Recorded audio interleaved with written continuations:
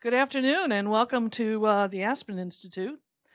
You're welcome. On behalf of the Aspen Institute Community Strategies Group and the Rural Development Innovation Group, I want to thank you for joining us today for this, which is the 7th in our America's Rural Opportunity Lunchtime Series. This is also the first America's Rural Opportunity session of 2018. And the very first that's taking place in the Aspen Institute's brand new offices. We moved at the end of December. So for those of you who are live streaming, it's a new, I don't know if it looks different to you, but it does to the rest of us. How's that? I am Janet Topolsky. I'm Executive Director of the Community Strategies Group here at the Aspen Institute. And Aspen CSG, which is what we call ourselves, what we do is we connect, motivate, and equip leaders at the community level across the country that are really trying to build more prosperous regions and advance people living on the economic margins at the same time. Since 1985, we've been around and we do about 75% of our work in rural America. Aspen CSG partners with the Rural Development Innovation Group to organize the America's Rural Opportunity Series.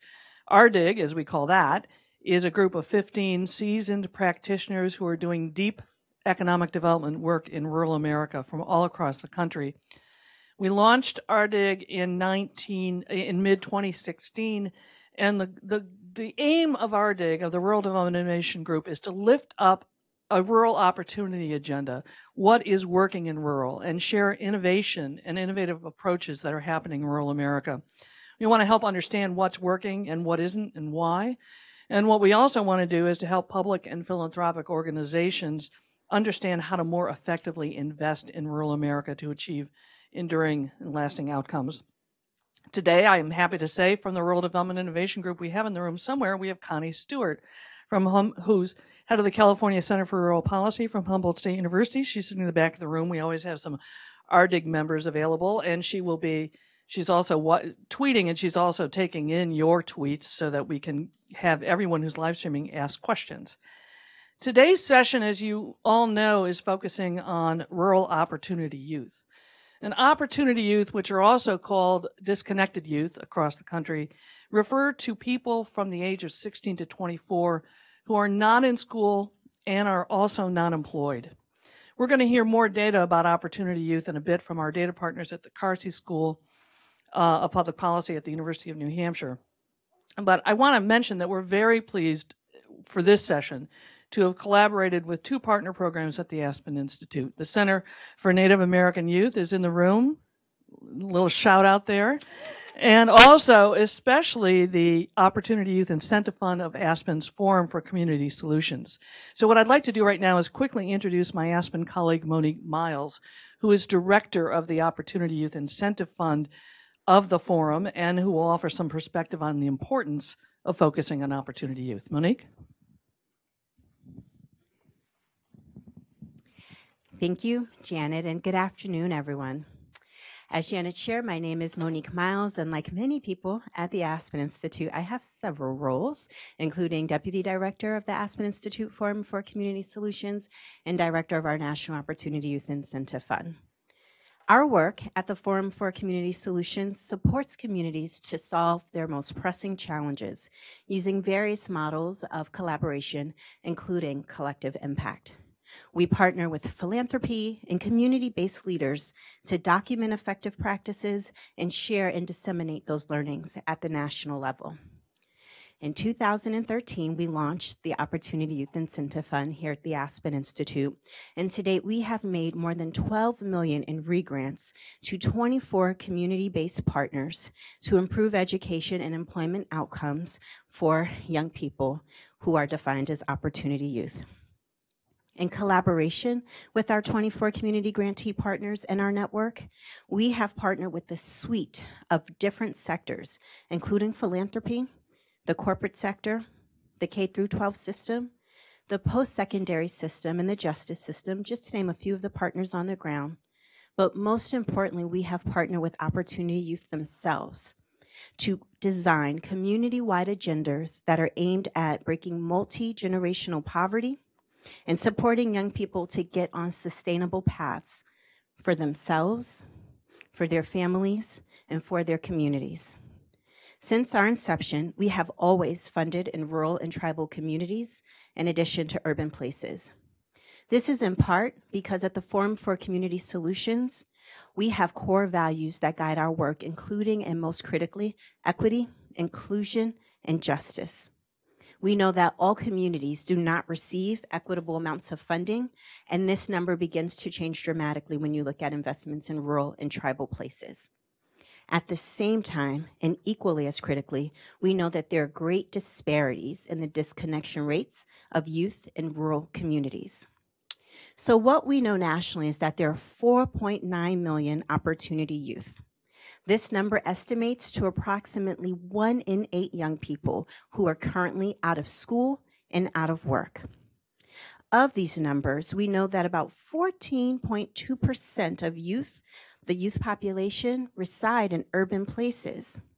However, this number jumps to 20.3% when we look at rural communities. So the disparities are great, and our work is critical. As we consider the progress of our country, the health of our communities, and the role young people play in driving toward a vibrant and inclusive future for all of us, rural matters in critical ways. So with this background and context, we are so thankful to Janet and to her program and to all of our panelists here today, but I have to especially call out 2 of our grantee partners from our rural network, including Mabel and Deontay from Greenville and Kathy Moxon, who has worked with the Del Norte community, and thank them for being here with us today. We hope you all enjoy the program. Thank you, Monique. And just finally, before we start, we want to acknowledge and thank organizations that have provided support for this series. And I want to start today with the Annie E. Casey Foundation, which has offered support for today's session, building on their long-time support to address factors that help or hinder rural families from achieving economic success. Our Aspen partners at the Forum also help support today's event, as I mentioned in the past, also contributing to the series overall.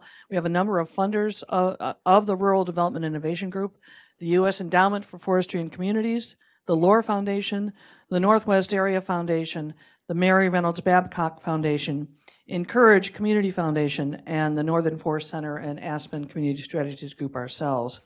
Now, a couple logistics. Handouts. If you're in this room, handouts that will be the slides as well as a visual that Sean is going to refer to are on your chairs. If you're live streaming, there are links to all of these handouts that are going to make it easier for you to see some of the stuff that were in the email that Clifford Deaton sent you this morning. So you can access all those handouts that are on the chairs today if you go back to that email. If you want to share your thoughts on today's discussion or ask questions, please use hashtag rural innovation. That's one we always use, hashtag rural innovation. If you want to learn more or get updates or share your own stories, visit us at as.pn/rural or follow us on Twitter at Rural Innovators. So with all of that, let's get started. The way our session will run is that our moderator is going to queue up the opening data and stories that each of our panelists have to present and offer, and then she's going to ask the group some of her probing questions. We'll have time at the end for some questions and comments from people here in the room and from the live stream audience. So start sharing your questions whenever you have them, and we'll collect them and then start asking them later in the program. Once again, that's hashtag rural innovation. And I want to say to all of you who are live streaming, you want to stay till the end, and to those of you in the room, because we're going to have a real treat at the very end. We didn't know we were going to have this treat until about 45 minutes ago, but we're going to have a real treat at the end. So now to really get started, let me introduce Kathy Moxon, who's going to be our moderator. Those of you who have come to these sessions before know sometimes we have journalists and sometimes we have experts, and this time we got an expert. So she seems to be unclear about that, but so Kathy has deep roots in rural. She lives in Humboldt County, which, go to San Francisco, turn right and drive 6 hours, and you're in Humboldt County. And it's one of the most beautiful places in the country, in my book. She's currently director of USA Rural and Native Initiatives for YouthBuild USA, which I'll explain to you in a minute. She advises, as Monique said, the Del Norte County and Tribal Lands Opportunity Youth Initiative. She's helped lead Red Coast Rural Action, which is a multi-county effort working with leaders trying to improve the local economy. She served as chairperson for the California Stewardship Network. I first met her back in 2000 and 2001 when she was the very creative director of community strategies for the Humboldt Area Foundation, a community foundation. And just to give her a little bit of rural cred, I want to mention, besides a number of youth who have lived with Kathy over the years, she reported to me that she's now down to 1 rooster, 2 geese, 5 ducks, and 2 dogs. So, Kathy, I will turn it over to you. I'm whittling down the population at my house, and thank goodness. Made traveling challenging. Good afternoon, and I appreciate seeing you all here. You know, I think about Opportunity Youth a lot because it occupies a lot of my thought process, and just for a couple of reasons, I think it's important to think about Opportunity Youth. One is that when you look at the reports that quantify the cost of having Opportunity Youth in our communities, they estimate both the fiscal and social cost together is about $50,000 per youth per year in both actual costs and lost economic opportunity based on their disconnection to both education and work. In Del Norte County, that translates to $5 million that they could replug into their economies if they could activate those young people and bring them back in. So it is a serious problem. But I think the panelists will agree that one of the other things is this is the future of leadership in our communities. And every leader in a rural community is visible and matters. And so to bring these young people in and spur them on, get them networked, and make them our next community leaders is so critical in the work we do. And I think they'll all agree with me. So I'd like to introduce our panelists, and then we'll launch into what I hope to be a vibrant conversation and come out with some really pragmatic ideas about dealing with youth in our communities. So first, I'd like to introduce, and I will come back to him again, Andrew Schaefer. Andrew's with the Carsey Institute at the University of New Hampshire. Next we have, I'm going to work this direction, I think. Next we have Shauna Campbell Daniels. Shauna's with the Coeur d'Alene tribe in Coeur d'Alene, Idaho. Deontay White is with Mississippi Action for Community Education. We call that MACE. You'll hear MACE, Mississippi, I'll say it one more time, Mississippi Action for Community Education. Mabel Starks is also with MACE in Greenville, Mississippi. And we have Karen Jacobson. Karen Jacobson is the Executive Director of the Randolph County Housing Authority in West Virginia, out of Elkins. So welcome my panelists. And while we have some experts on the ground, I think we'll start with grounding ourselves in some data. So we'll start with Andrew.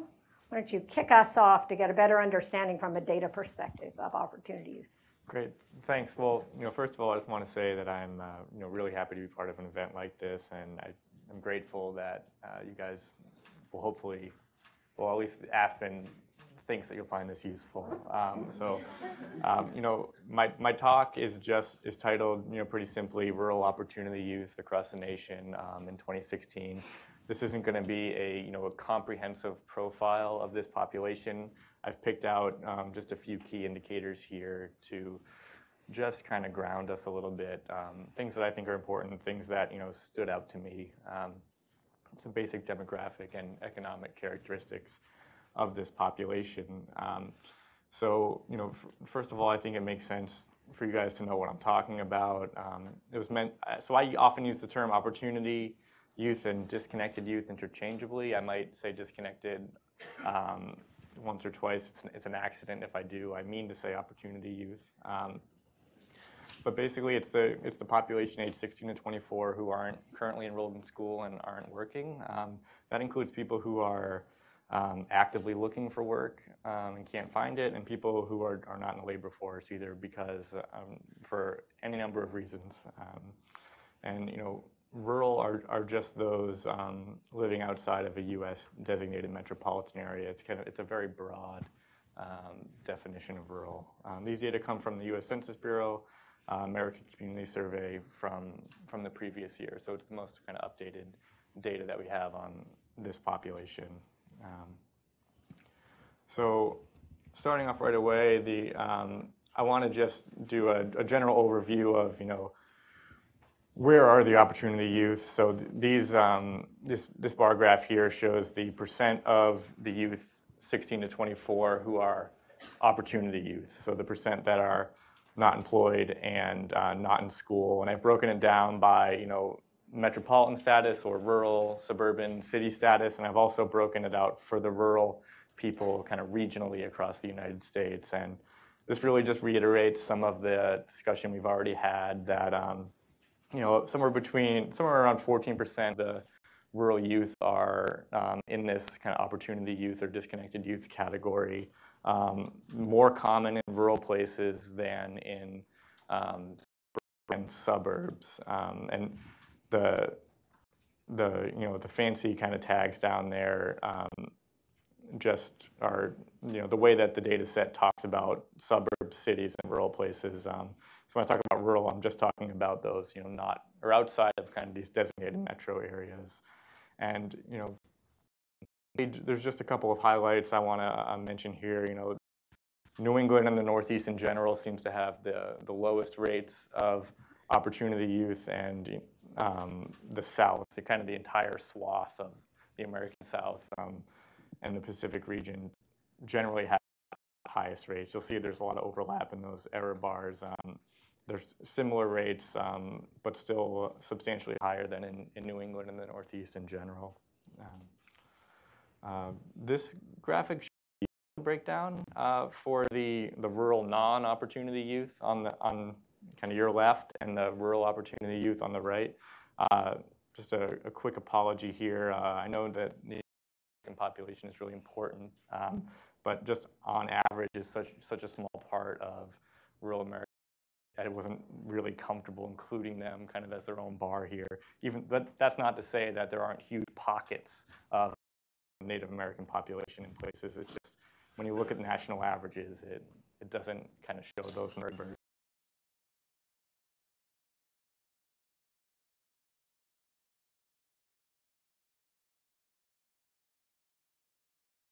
Considered to be, these huge hubs of racial ethnic diversity, the opportunity youth are more likely to be in a racial ethnic minority group. Only about 63% of the rural opportunity youth are white, compared to about 74% of the non-opportunity youth.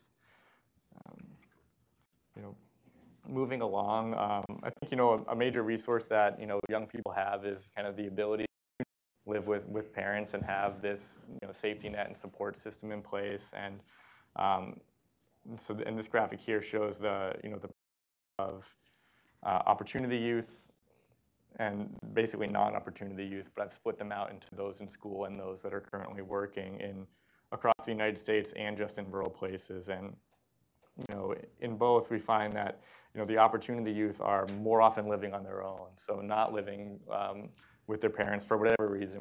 We can't use these data to figure out why, but I think it's important to highlight here that this really is a resource that is lacking in this population. Again, this might be for surprising findings. Again, these are broken out the same way, and the opportunity youth, the youth in school, and the working youth to kind of make comparisons here. But these are the percent that are married and the percent with children. And across the United States and in rural places, opportunity youth are far more likely than other to be supporting a family. Which is, I think, is really something really important to keep in mind when thinking about this group. This is, ratio of family income to poverty is kind of just a fancy way of talking about poverty. It's the blue bars there at the bottom are the percent that are poor. So the same categories as the last couple, the opportunity youth in school and those working. And we'll just focus on the rural here, just because the patterns are relatively similar, if not a little bit more pronounced in rural places. But 40% of the opportunity youth in rural places are poor, compared to a quarter and a little bit less than a fifth of those in school and those working. And if you go up just one data point to the percent whose total family income is between 100% and 199% of the poverty line, those are sometimes called the low-income population. You can kind of add that to the poor population and see that 2/3 are in this very precarious income category, far more than their other youth counterparts.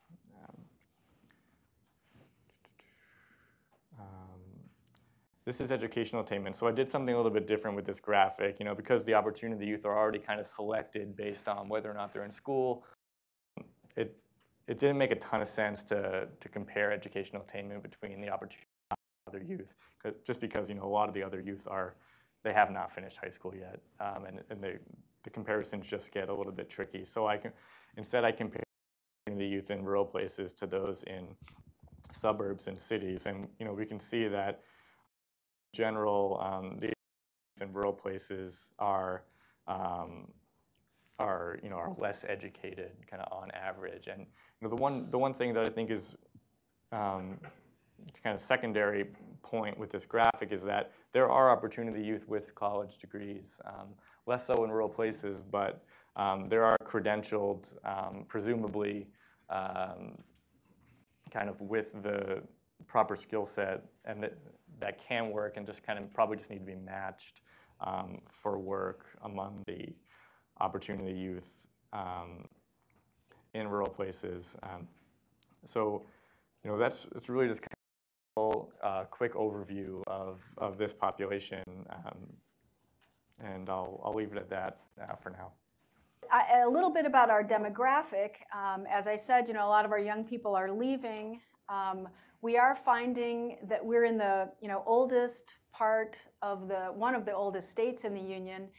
And about 5 years ago, we did some research that really shone a light on our population 65 and older is doubling between the 2010 and 2030. And yet we have this working age population that is leaving. And so that got us really very concerned about a variety of things, housing for seniors, but also like who will care for these seniors.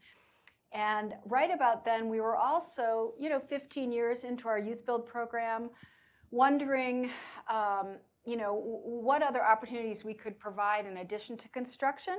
It's a great set of hard skills, but there aren't a lot of other jobs other than construction that people were going into. So about half of our graduates would get a job placement there. The other half, it was kind of a mix of things that really didn't provide, we thought, wage opportunities.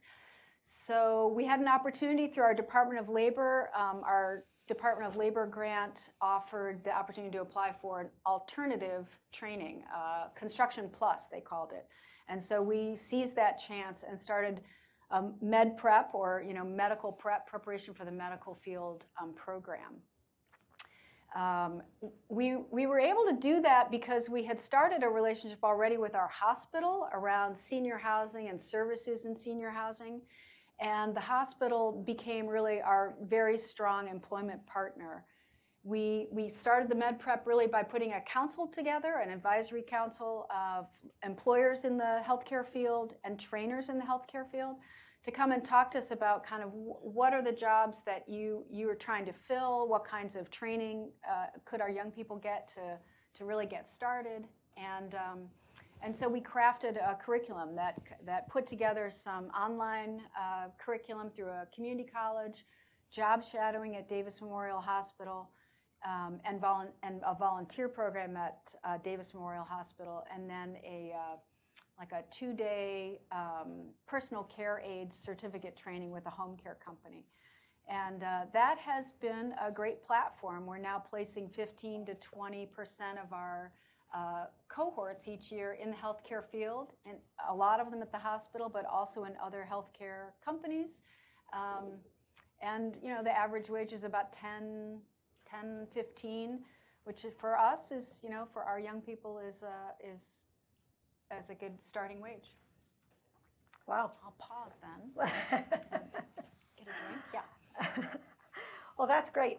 One of the things I think about in rural areas, many rural areas have this pretty vibrant, for the rural areas, health industry, right? Yeah. Mm-hmm. And breaking into that industry can be very challenging. And sometimes when young people get into that industry, they're at the bottom and have a little trouble moving up from there. So what are you seeing as far as young people coming into that industry and their career trajectories after that?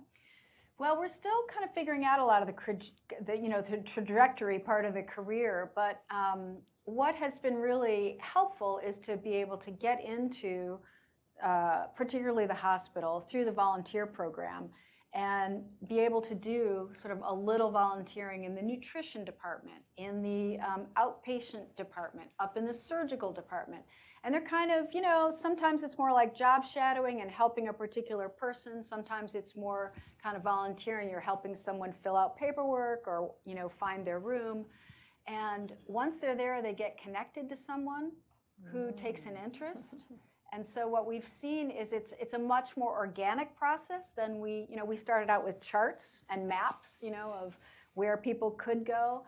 What we're finding is that, people make relationships and get comfortable in certain areas, and then they apply for jobs and go from there. One of the key things they're learning there, of course, is that's a lot of how you get a job. It's not just submitting an application, but it's talking to someone, being reliable, knowing someone on the inside, and really kind of working that and being proactive.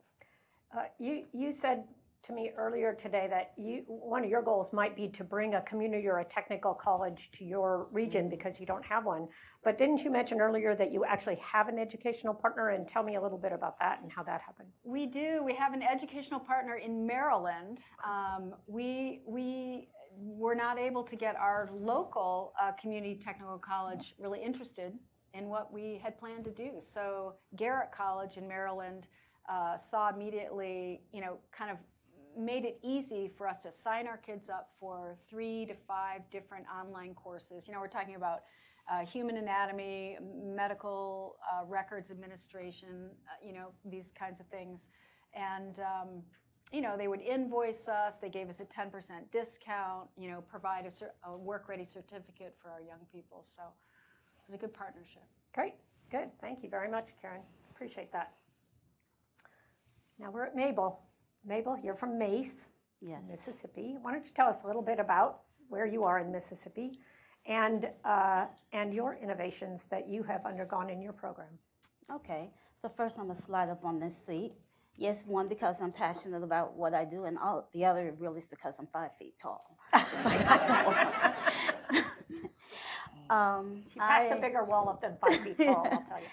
I am really thankful to Janet for inviting us, and also very thankful to Monique and the Aspen Opportunity Youth Incentive Forum, which is a part of the work that we do and has allowed us to do more at our agency and with our young people in our community. So thank you so much.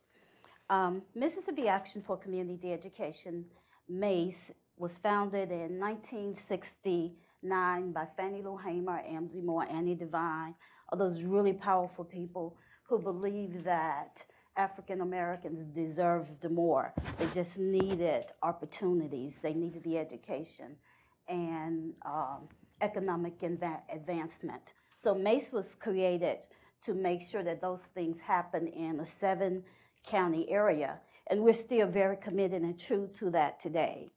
And under that, and this is done through housing, entrepreneurial, and education and job training. Specifically, I'm going to talk about our YouthBuild program and our Opportunity Youth program, Go Youth, which Aspen funds, and we partner with Rural Lists to make these opportunities available for our young people. I'm not going to do a lot with data because that's really not my strong thing. I'd really like to talk about programs. I'm going to let Andrew is the master of that. But just a little bit of how the impact that is made in our community with the opportunities that are available. In a small rural community of 32,000 people, 90% of our young people graduate our program and they graduate with GEDs, credentials that can take them on to a higher paying job. But 85% of our students also get placed in employment immediately after graduation. Within a year after graduating from our program, 100% of our students eventually find jobs. It takes some just a little bit longer to get it right. So how does that happen? What's the magic sauce that makes that happen? For us, and what I realize is building a community. We take away the word program. We invite young people to come in, and we challenge them with that question: what do you want to be when you grow up? First question Deontay was asked, you know. And really, when you were 5 years old, what did you tell people you wanted to be when you grow up? And it takes a while. We ask them to close their eyes and think about that for a moment. And after they do that, and they tell us, and we listen to every single person in the room, we reassure them that it's not too late, that that can happen. And then we bring them into a community where they are held accountable for their actions. You have to be on time. You have to be respectful to yourself and to other young people in the community. You have to work hard. You have to make this happen, and that it can happen, and it will happen if you're willing to commit. And we put people around them that reinforce these things every day. They make sure that those things that our young people have been challenged with, because they're placed in a system where they're having to deal with things that I don't think that at 18 or 19 or even 24 years old that I would have been able to deal with. Taking care of a parent, taking care of myself, being responsible for a household, and or just wondering, where am I going to sleep tonight? How am I going to take care of a child when I'm 18 years old? What do I know about being a mother? So we have a counseling segment that's built around this entire community, and where the young people can talk to someone one-on-one, but they also, within their group and within their peer group, within their safe zone, because YouthBuild becomes a safe zone, they can talk and they can work those issues out among themselves as well. And then our young people, most of all, realize that they are part of a community. They go to the local Board of Supervisors meetings, the City Hall meetings, and we teach them how to use their voice and the power that's in their voice. 100% of our students who come into YouthBuild are active voters. Not just registered voters, they are active voters. And we teach them about the process. We teach them about what to look for, what's important to you in your community. Go to the meetings to ask the questions, and we go with them. Right now, we are very proud to say that we have the youngest poll workers in the state of Mississippi, and they are there. Anytime there's an election, they are there and they're ready to serve. They're ready to be on task. So I will go on. Yeah. Mabel, it's pretty amazing that in your community, you say you get to 100% employment for your young people. Eventually. It doesn't all happen immediately. Exactly. But can you tell us a little bit about some of those employer relationships that you have had that paved the way to get those young people into work? Yes, and most of these happen because of the young people. When people see that you're successful, and the young people themselves, we wear purple. They have a purple uniform shirt that they wear out, and they are proud to wear these shirts even when it's not program time, which gets me. You can see them on the weekend in the community, and they have on their YouthBuild t-shirt. And people in the community have watched our young people. They've watched the service that they've done in the community, and employers will come to us and have come to us. One of our major employers is Dollar General Warehouse, where they were looking for people to work. They couldn't find workers in their factory that starts off very well in our area. I think starting at about between $12 and $15 an hour. So they came and they asked, do you have young people who would be willing or interested in working? And of course we did. And we promised them that we would only send them young people who were ready. And we've had other relationships like that. But the other thing, Kathy, is that we've had to be creative in our placement, because we're in an area in the rural Mississippi Delta where the population is declining, and it's declining because businesses are leaving. So in a situation like that, where are the jobs? We partner with a lot of local restaurants where our young people are learning the skill. Tourism is really big in Mississippi.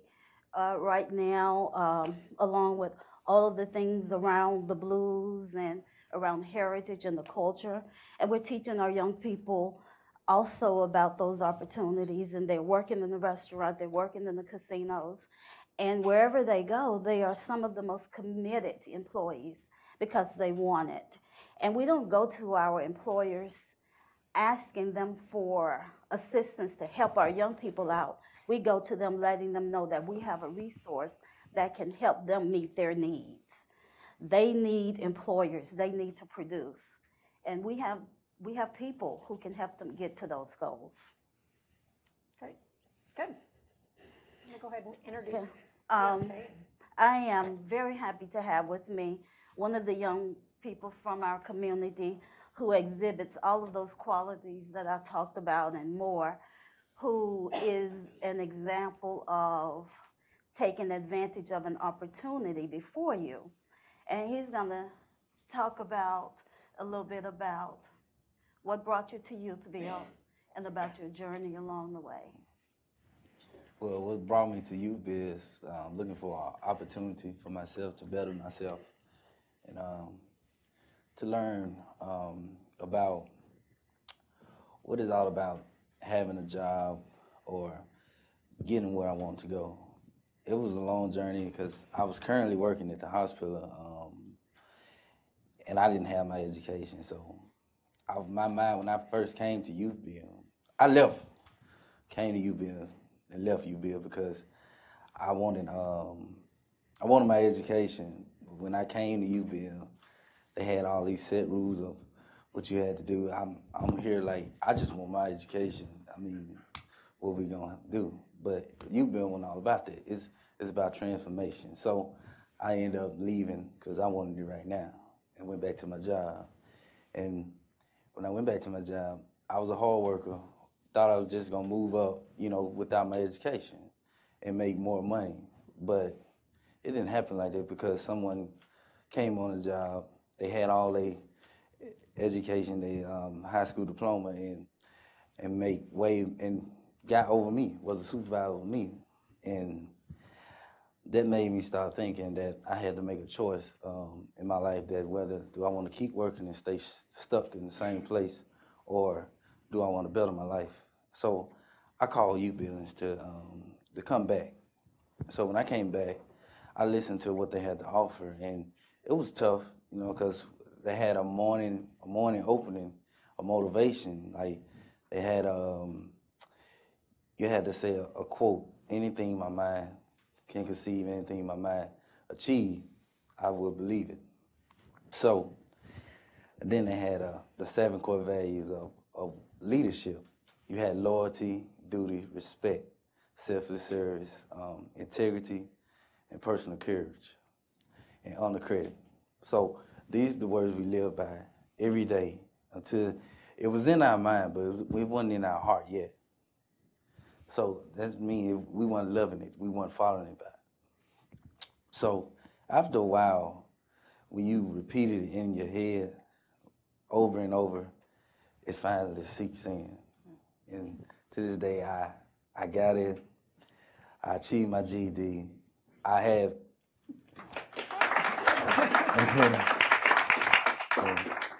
and I had job opportunities to welding companies, construction companies. I turned them down to work for YouthBuild and to help other youth reach their goals. That it's gonna be a hard journey, but you can still reach it. And then they had a song, Faith of the Heart, that we sung over and over. And then, we had to sing it with feeling, because if you didn't, just didn't believe it. And then this was my best decision of choosing YouthBuild, and it changed my life. Thank you.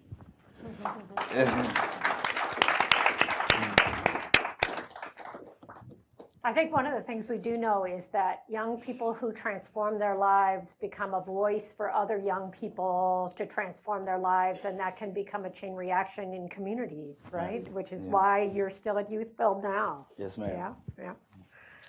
Mabel, one of the things I know personally about your program, because I've known you for a while, is I want to swing back to something you said about your Main Street conversations. One is that it was unusual for a YouthBuild director to have relationships with merchants downtown. So could you tell us a little bit about developing those relationships downtown? And then the other one was that you talked about, for an example, youth working in restaurants. And I know in several cases, it was not just youth working in restaurants, but youth getting on that management track. So could you talk about that a little bit?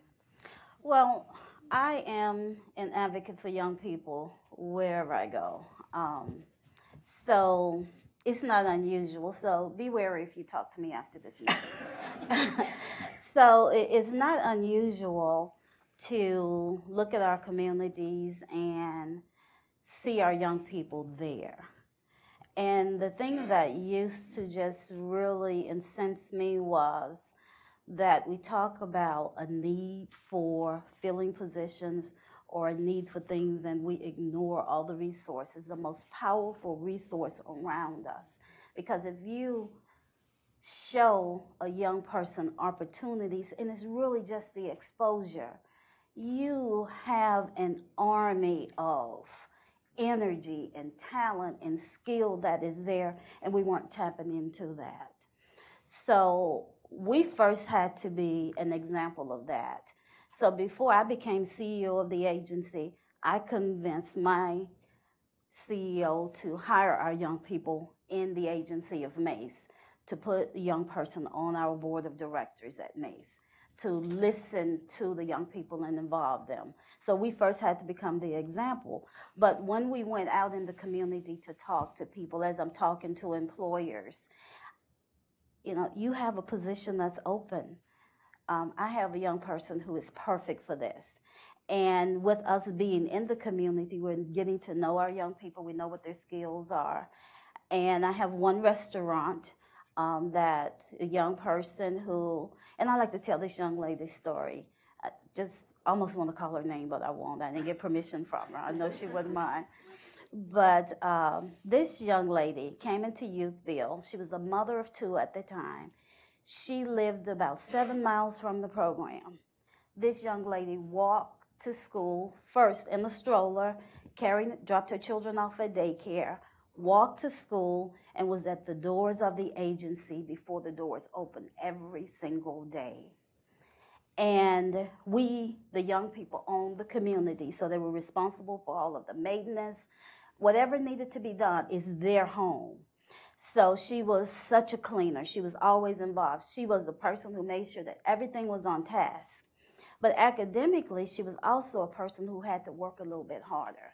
And she realized she didn't get it, and she would often say, you know, Ms. Gales, you got to slow down because, you know, you're going too fast. I don't get it that fast. And she didn't have a problem with saying that. But she got her GED. She recently graduated. I went to, and I love going to the college graduations. I think I make some of the moms mad because I'm in the picture before they are. I recently went to her graduation where she graduated with her CNA, and she's planning on going back and getting an LPN. But more importantly, it's also important, she was married now 2 years, and her husband was also a graduate from YouthBuild, and they are now building their first home this year. Wow. I mean, these young people didn't see this opportunity. I know that's more than you asked me, and I see the number, this opportunity.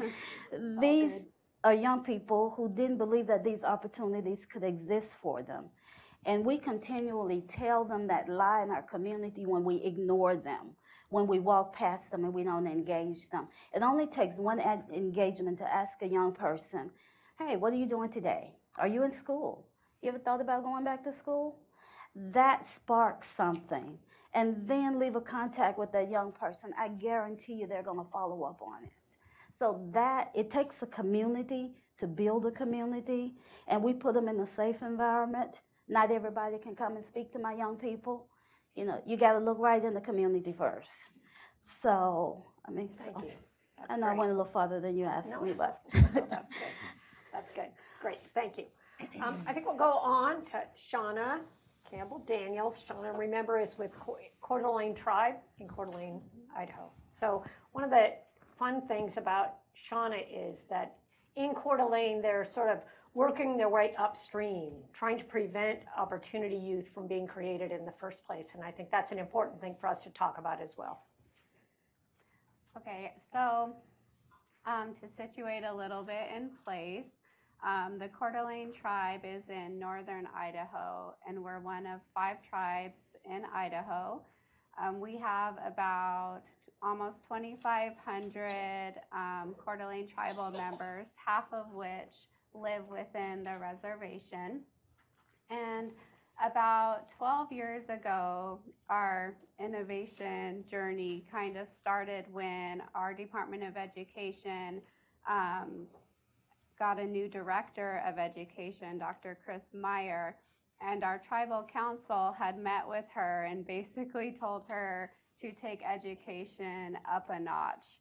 And so her coming into the position, it was weighing really heavy on her how to be responsible for birth all the way through PhDs. And so in trying to manage what that might look like, she started very grassroots meeting with our local school district, our public school, and some community members, including our wellness center director and some tribal members.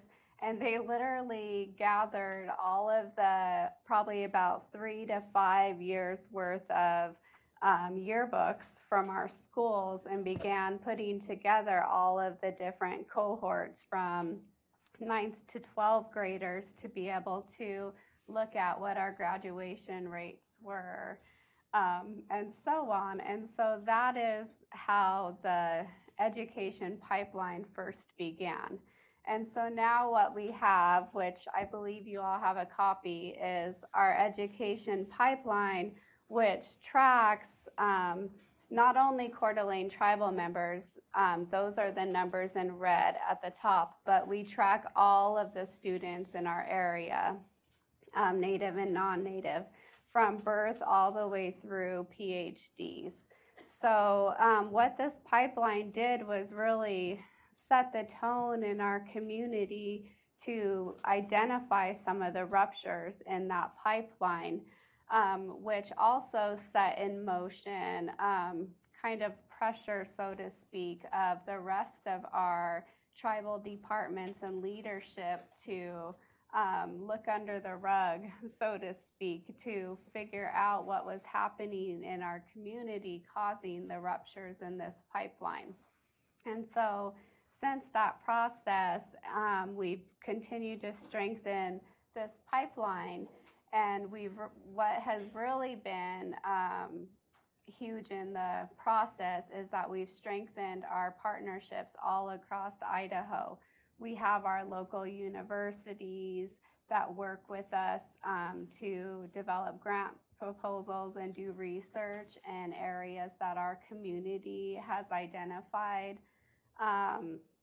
And then we also have found the gaps in services along that pipeline, and then we find grants that support each segment of that pipeline. So for example, and especially with the opportunity youth age group, the 16 to 24, that has been one of our highest risk populations. And on our pipeline, we have a NACTEP grant. Could you tell us what that is? NACTEP is Native American Technical Education, programs. And so that is the program that serves the 2-year degrees, vocational technical. And so that's our group that is the highest risk. So once we get them GEDs, they're going on, and we have a 92% retention rate in that program alone. And so those are our community members who had dropped out of high school. Some received GEDs, some didn't, and were working in lower level positions and are now returning and getting their AA degrees. And most of them now are moving on to 4-year degrees. So, so far that's our most successful program. And then we're also seeing an increased number in the go-on rate straight from seniors into higher education. Great. Could you explain a little bit, and I might have just missed this, about that program that you sort of put in place with the technical education program?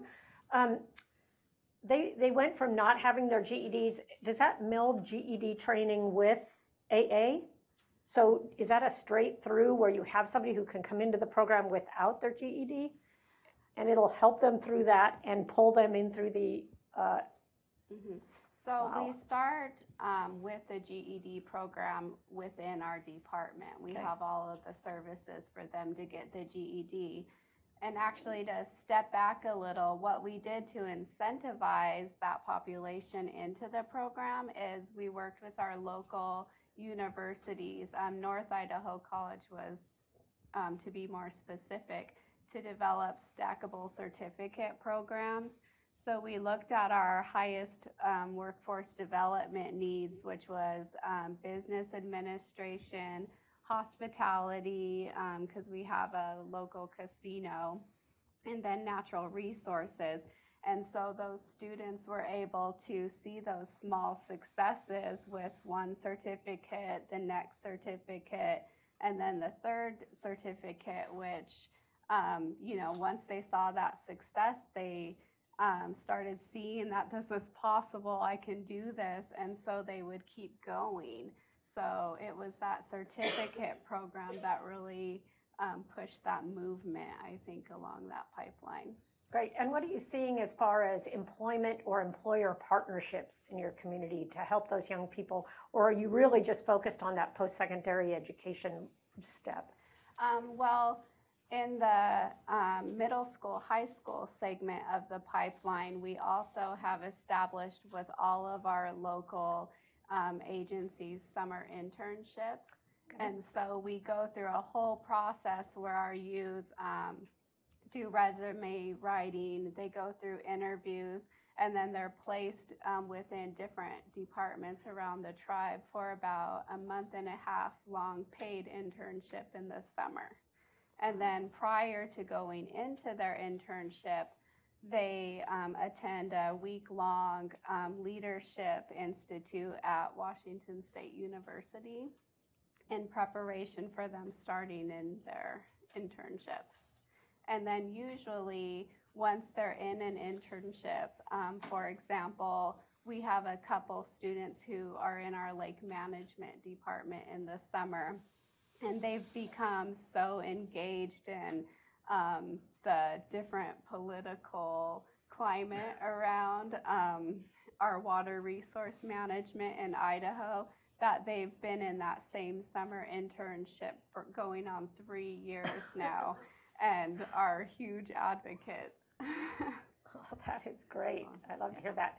One of the things that it reminds me of is that there are subpopulations in our high schools who are more apt to become opportunity youth. And you saw that, right? Absolutely. Yeah. As tribal members were not achieving at the same rates that other young people in even the high school or the elementary schools were. Mm-hmm. And so one of the things that made you step in was that identification. Yes, well, and for the tribe to be at the table and to have a stronger voice in education, because overall, as a tribe, we always talk about tribal sovereignty, and one of the first places, if you want to have true sovereignty and self-determination, it starts with education. And so we knew we had to be at the table and have a strong voice in what type of education we want for our children. Great, good. It does strike me that you're all very different organizations, and it reminds me that you have this opportunity youth population, and once they actually drop out of high school, there's no one responsible for this population. It's nobody's job to pick this population up and re-engage them on the road to becoming adults contributing adults in a community. And so just the variety up here is very interesting. And maybe you could each talk about some of your maybe unusual partners who are part of your collaborations in your communities. So I'm going to give you just a second to think about those sort of unusual partners who are in your communities, because we have lots of people listening, I think, on the live stream who may think to themselves, I'm not the right organization. That's not what I do. You might have said that at one time, didn't you, Karen?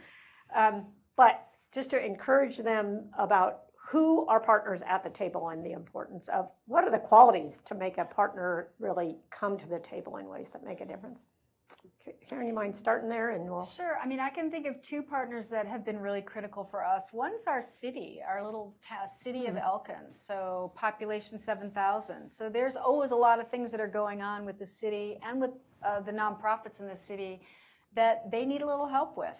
And we have these young people that are also signed up to be AmeriCorps volunteers. So we want to have them out engaging community service, also meeting prospective employers, and working hard to kind of, you know, put their mark on their town. And that partnership really started with a couple of projects where we were building new trash cans for the city. But it leveraged into a year where we did not have federal funding for our program, and the director of the Parks and Rec extended a construction project for us, basically, that we could construct and earn funds for, keep our staff on, and keep operating the program. So very, very key partner. And they come to all of our graduations. They cry along with all of us as our young people make that change. And so they've been a great partner. The other partner, just briefly, is we have a local woman who is self-employed. She's a therapist, has been working with young people for 25 or 30 years, hugely committed. She was in on the ground floor when we started our program, working for an agency. But when she went on her own, she said, I want to keep working. And that kind of the mental health part of this, the really support, counseling, listening, has been really key too. Great. Well, our partners, and we have several unusual partners, Sure, you do. Partners that have looked at us differently. One is Rural List, which is not an unusual partner. Could you I would have interjected to say what LISC stands for. Remember. Yes, Local Initiative Support Corporation. Okay. There you go. LISC. And we've been partners, the agency have been partners with LISC since about 1995, but that was along our housing and economic sustainability for the community. And I remember sitting down with the Vice President, Suzanne Arnay, and the question was, is this something we really want to get into when we were entering the process with the Aspen Opportunity Youth Incentive Forum, which was such a daunting process in the beginning, but very well worth it. And after sharing with her the need in the community and the young people, because we were already running the YouthBuild program, then, they bought in and they dug in, and they're our backbone and who keep us on track with this. So LIST would be one. The other is our local law enforcement. The sheriff and the police chief, they are bought in and they are definitely partners. With speaking, with mentoring, with being involved with our young people. And that changes how our young people see law enforcement in our community. Mm-hmm. The other is our courts. I mean, I could tell you some stories about actually having to go and sit in a court and advocate for a young person. And we only do it for young people where we think they absolutely, how do I phrase this? Where it was a moment of bad judgment and this opportunity needs to be there. And there's one where we had a young person who was facing 14 years of prison. And through that advocacy, that judge took a real different stance and ended up sending him to a program where he went for, I think, 6 months. And I'm proud to say that young man has been doing excellent with his opportunity and has communicated with the judge. So that the court system has been a great support. You mentioned Main Street. Those businesses looking at our young people and how they engage them as people to move their businesses forward, and they're not afraid to put them in positions of leadership. Where you were trying to get me to, and I'm now there now, was we had one young person who went into a restaurant, and she started on the bottom level, and she actually became the manager. She handled the cash and the deposits and the scheduling the employees, and was the best employee that this program could have hoped for. Some of our others that have come, Mars Food came and asked us to train. And again, they paid us for training their employees to go back. So this was some economic support into our program to sustain us. There is no one who we won't ask, no one who is. So, I mean, I can go on with people No, but who I think that's a great way to wrap it. There is no one I won't ask. I love that line. There is no one I won't ask. Shauna, do you have anybody that's an unusual partner at your table? I would just say a critical partner is the 4 local universities that we work closest with, not just for us, but all of the tribes in Idaho. They have really intentionally worked with all of the tribes to support unique needs of American Indian children in our area. And so we have American Indian advisory committees at all 4 universities.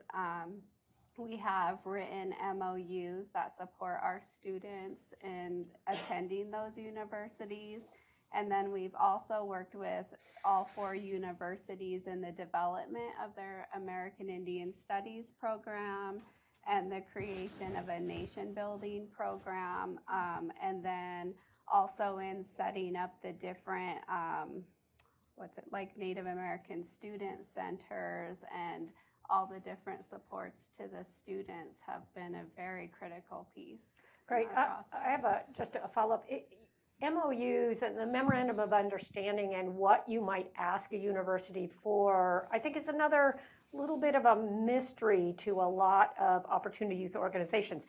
If an organization was interested in getting your MOUs to look at what that relationship between you and the university was, are you willing to share those? Would you be willing to share that template with people?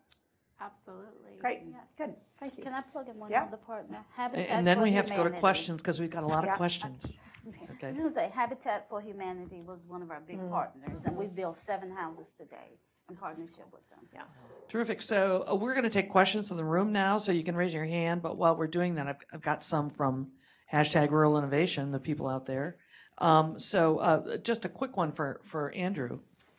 Andrew's been sitting there saying, how does Dr. Schaefer, I just want to say that, how does Dr. Schaefer define rural in his data? Less than 10, I don't know what this says, distance from nearest city? Less than 10,000 distance from nearest city? Could you quickly sort of do that for the people looking at the data? Yeah, so it's based on the Office of Management and Budget definitions of metropolitan areas. I think it's, off the top of my head, I think it's places with less than 50,000 population, but also places that are not directly adjacent to a major city. And I have some great New Hampshire examples that will be lost on all of you. But southern New Hampshire is really a suburb of Boston. A lot of people don't know that. But so southern New Hampshire is technically like the city, even though most people when they think about New Hampshire think about kind of like a rural place. But it's because it's so close to the city, it's not rural in that way. So it's the census. It's kind of the weird census definition. It's really all we have with that data. There are better ones out there for sure. My name is Tina Fletcher. I have the unique experience of living in Southeast Washington, D.C. and having taught at Anacostia, but I'm from a town in Arkansas with 850 people. So when I hear people say rural is less than 50,000, I always laugh.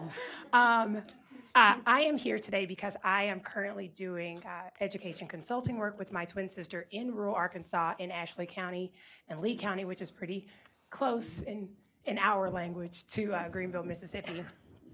We are working with the school district to improve their school systems because both of these schools have lost hundreds of students in the last 10 years. So for these communities, losing 500 students is part of the district. And my question is for you all related to economic development. I hear everyone talk about partnerships, and I think that's great and wonderful, but what we're seeing is that even though we're meeting with the mayor and the superintendent and parents and students in the chambers of commerce and Rotary, there is nothing in place to stop the hemorrhage of people leaving because factories are closing. And we're in the Walmart state, which is also very interesting. But I'm wondering if you all have sat down with your governors or the members of city council or the mayor to really look at a 5 to 10 year plan for bringing jobs back or inviting new employers in, because that's what we're struggling with right now in the communities is how do we plan for those jobs 10 years from now so that those students, we've surveyed students who 85% of the students say I'm leaving and I'm never coming back. And so just wondering if you guys have had those conversations. Well, that's definitely a conversation. Actually, as we are here, our mayor is here in D.C. as well. And that's one of his focuses because that's a conversation that's going on consistently. And we have the same thing happening as well. So the answer to that question is, how do we stop that? I don't know. I think we have to get creative, and if I just had to answer it in just my mind is that we've got to build the small mom and pops back. They are really, really the heart of, and have been in the past, the heart of building a community that is less than 50,000 people. And I really think that's the place we got to start. Karen, do you have any thoughts? Or? Well, just that I think when we started thinking about the healthcare industry, we hadn't thought about it as an employer or as an economic driver prior to kind of doing some research and realizing, okay, this big population is getting older. They're going to need healthcare. People are retiring or coming back. They're going to need healthcare. There had been job, increases, and so, it wasn't manufacturing. It wasn't in these kind of, hard economic development type jobs that we typically think of. So partly it was just looking around and seeing where is job growth, even if it isn't traditional economic development. Anchor institutions, right? We also had a growth phase with our little liberal arts college. It has a enrollment of 800. But it came up from 500, so they had to hire more people, and so that meant there were also more jobs of a variety there. But I would say the biggest, strategy we're now involved in is we have a small business loan fund, and so we're trying to help young people who want to stay start their, create their own jobs and start their own businesses, and that's been wildly successful. We're thinking, we will help create jobs by adding on to businesses that need financing, but what we found is that a lot of the people we're lending to are under 40, have young children, newly married, and they want to stay, and college educated, and they want to stay. And so that's been a big strategy for us. Shauna, you're not obligated, but do you have anything you'd like to add to that? Probably not specifically, just because I think our focus right now is specific to tribal membership and just trying to get tribal members more in a position for leadership roles and taking more of the professional type positions within the tribal organization, having more STEM-related focus, tribal government, things like that. And Kathy, if I could just say, I mean, there's a twin issue here. There's how do you build a local economy and how do you help people be prepared to be employed in the local economy? And we're focused today on that latter. But we've done lots of other sessions about innovations in rural economic development. So not to plug our own series, but you might want to go back and watch some of those. All right, I'm gonna get to you, but I'm gonna ask another question from. There actually are a number of these. Are there, and maybe any of you can comment on this, are there current call centers in rural areas creating good-paying jobs? Do any of you know any of those? Are there opportunities in renewable energy jobs in rural America that are in your regions? And also, is there evidence of the arts playing a role in empowering opportunity youth? So if you can comment on any of those. I mean, certainly there are these opportunities. I'm not sure it's in these three places, but go ahead. Any of you have comments? Well, I'd like to comment on the arts, and also this is going to be a little plug. One of the things that our agency do is we produce the world's oldest blues festival, which is the third Saturday in September in Greenville, Mississippi. However, that is more than a festival. It is about teaching and preserving the heritage and the culture of the community.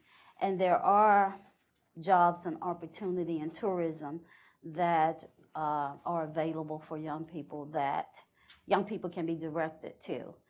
Again, that goes through, you keep hearing me use the word creative, and I just think we've really just got to be creative and look deep and dive deep to find and create those positions and put young people in them. Karen or Shauna? If she has some. Good. Okay, hi, sorry. Ann Yeoman, I sort of have a foot in the city and in the country. And so my question actually crosses over with this economic development, and I guess it's a question of sort of population density and critical mass. Because my county doesn't have as many people as Elkins, the whole county. So I have a two-part question. One is, have you taken advantage of or have plans to have your communities be able to exploit the changes that technology allow? So more technology-based, internet-based, whatever kind of businesses for your young people. And the other, though, is where you don't have a critical mass in your county or in your city, but do any of you have experience, in effect, coordinating across multiple counties? I think you mentioned that you were interested in 5 counties. So where you don't have enough people to really get something going in one county, can you organize and coordinate with multiple counties? So sort of two-part question. First one is easy for me to answer because we've got broadband problems where I am. So the technology jobs are still a ways away. So, and I would say the multi-county approach I think is a really good one. We have a community health worker model we're now working on as part of that career trajectory for our med prep students. We have a care coordination program in senior rental housing, right? So we have 5 buildings in Randolph County, but there's 2 more buildings and a supportive nursing home in another county, another rental building. These are all lower income, these is housing for lower income seniors. So you've got this opportunity to sort of meet and get to know a lot of seniors and really help them with their chronic disease, self-management, and this paraprofessional, this certificate type of trained person can really make this amazing difference in the health of these older residents. But that would be an example of, we have that program going in 3 counties, really heavily in 2 counties. And, it's not like you need the permission of the county commission to cross the line, right? You just find that willing partner and kind of go from there. Well, heck, you're going to another state. Yeah, right. for your community college. Yeah. Mm-hmm. Yeah. Well, I have one question here that I think is Connie said you got to ask this one. So Connie's taken she's taken the questions from the hashtag. So up to 40% of homeless and runaway youth identify as LGBTQ. And can you address the intersection between LGBTQ youth and opportunity youth? Do any of you have anything to offer on that? Is that in the percentage relationships? Is that a data? Well, I don't know. This is what the question said. Up to okay. 40% of homeless and runaway youth identify as LGBTQ. Yeah. So is there an intersection between LGBTQ youth and opportunity youth? This was my question, to be. Yep. Oh, that was your myself. My name is Nora Delury, and this was my question. All right, go ahead. I wasn't sure how I was supposed to, but yes. So what was the question about where the figure up to 40% of LGBTQ youth identify as of homeless youth identify as LGBTQ youth? So I'm just curious about the question itself. Sure. Is the question itself, what do we know about that population and whether or not they are disconnected?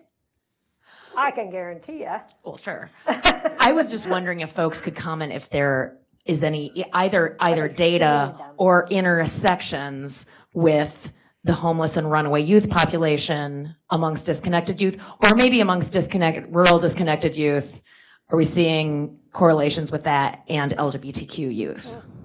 Andrew, do you know of any data on that? I mean, I don't know of any data on that. But I will say that Andrew loves data queries. Yeah. So maybe that would be an interesting thing for us to do a query Sure. on. Yeah. Right. But maybe what are you seeing in your programs? Are you seeing in your programs, one, homeless and runaway, and two, LGBTQ people coming in? Absolutely. I mean, there are higher numbers of homeless youth in our programs, and I guess in the service. So when I'm speaking on services. I mean, our young people are there, and we do have LGBTQ youth. So that intersection is that they're served. I mean. So. I think what I'll say in Del Norte County in California, which is a county of 27,000 people totally in the county, what has been effective in that county is building up leadership from that community as a focal point to rally that community around. So we knew a couple youth who were opportunity youth, and what we did was we got them through internships, got them into positions where they were more visible and could then broaden that circle of communication with that population. And that's been successful in Del Norte County, definitely. Hi, I'm Amy Blair. I work here at the Aspen Institute, and my question is for you, Deontay. I think it took a lot of courage to go to YouthBuild the first time, and I can't imagine the courage it took to go back the second time.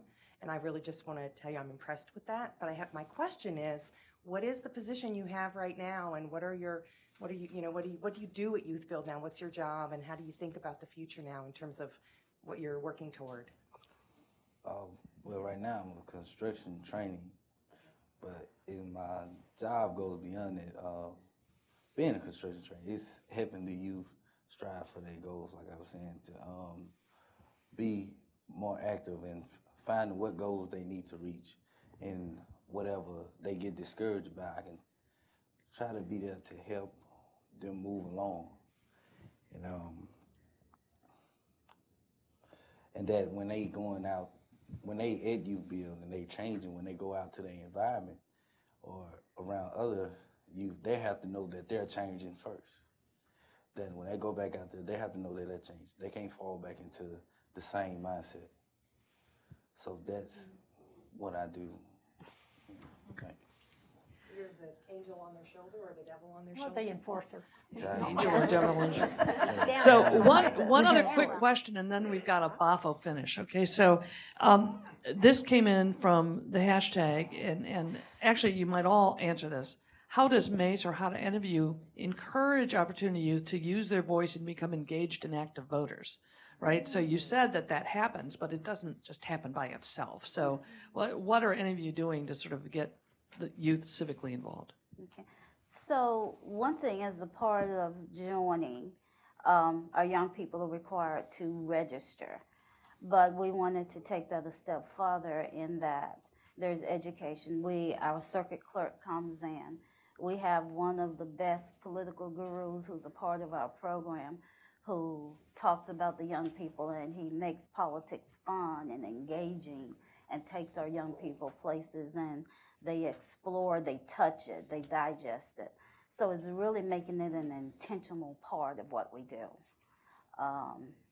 And he keeps them on task. He keeps them on task with that and out in the community. Shauna, I think you also said that you had an active group of youth in civic and political endeavors. And how do they get supported in your community? Well, specific initiatives I think about is one between the tribe and the school districts. We've had a couple really big, I'm going to lose the word, for school funding. Levies? Levies, thank you.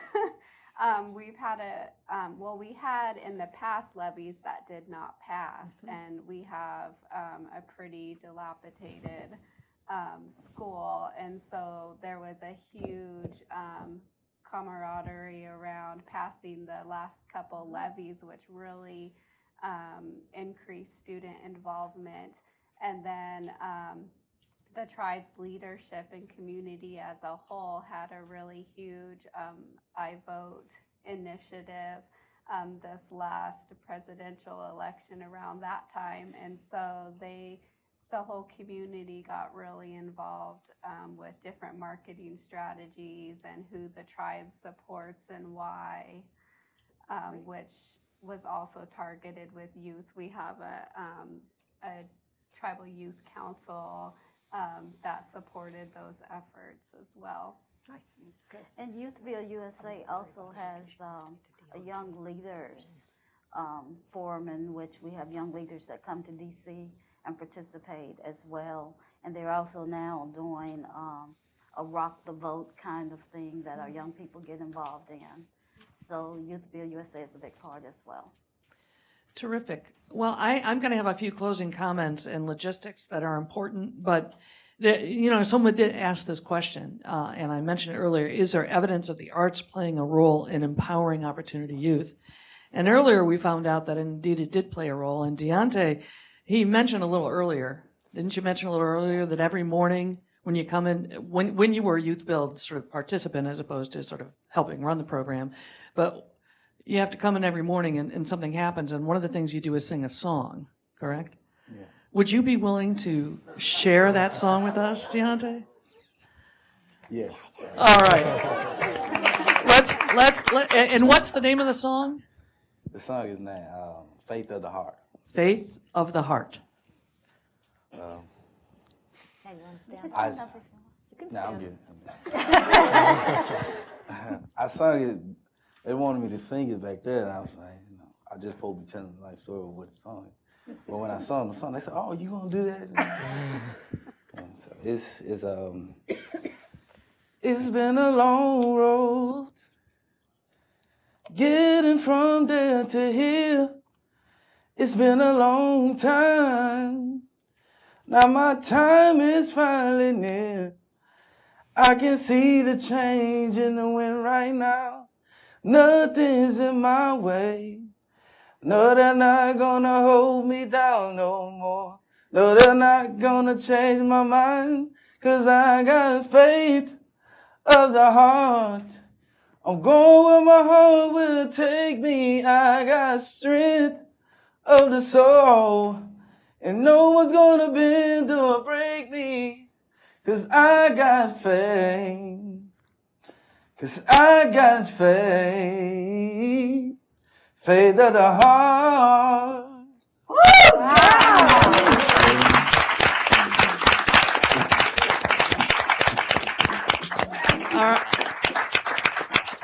All right, I told you to wait to the end, didn't I? So thank you all for coming today, both to the live event and to the live stream.